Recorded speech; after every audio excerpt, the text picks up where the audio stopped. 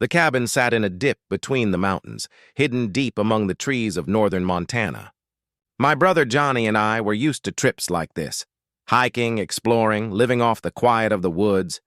After the long drive, we decided to take it easy on the first day.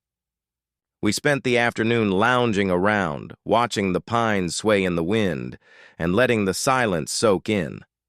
It was around 5:30 p.m. when Johnny stood up and said he was going for a short walk before dark. He didn't take a backpack, no flashlight, nothing.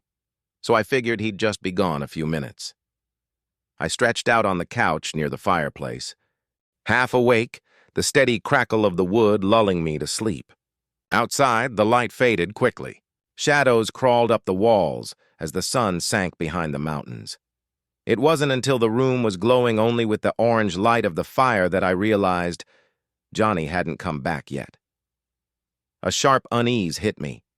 It was pitch black outside now. No flashlight, no gear, and we were deep in bear country.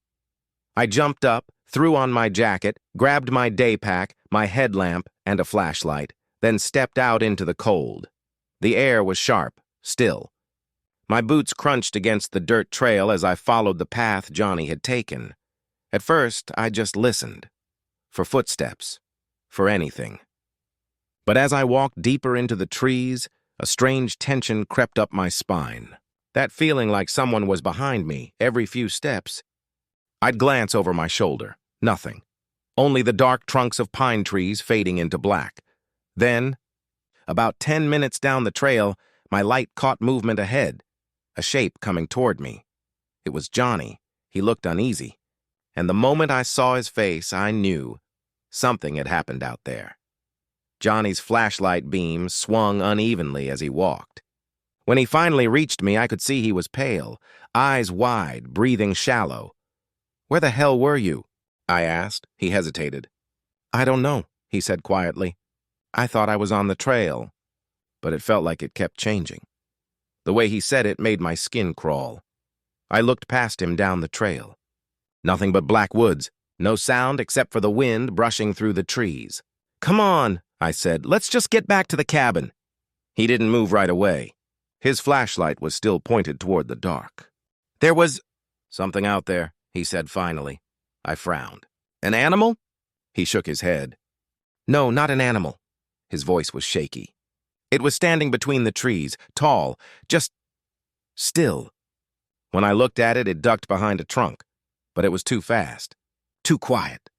For a second, the forest seemed to hold its breath. I scanned the trees with my own flashlight.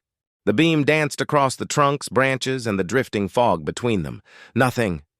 "Let's go," I muttered, my throat dry. We started walking back, faster now. Every sound made us flinch. The snap of a twig, the rustle of leaves, our own breathing too loud in the cold air.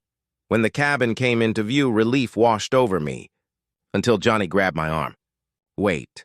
He was staring at the porch. The front door was wide open. The fire inside was still burning, but something had dragged mud across the floorboards. Leading into the living room, we stood there frozen, the night around us completely silent. Then, from inside the cabin, a creak. Just one. "Right where the couch had been," Johnny whispered, barely audible. I think it followed me back. The night was so still that I could hear the blood in my ears. The open door swayed slightly, creaking against the cold wind.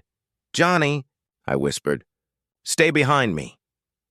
I clicked my flashlight on again, and the beam cut through the dark, landing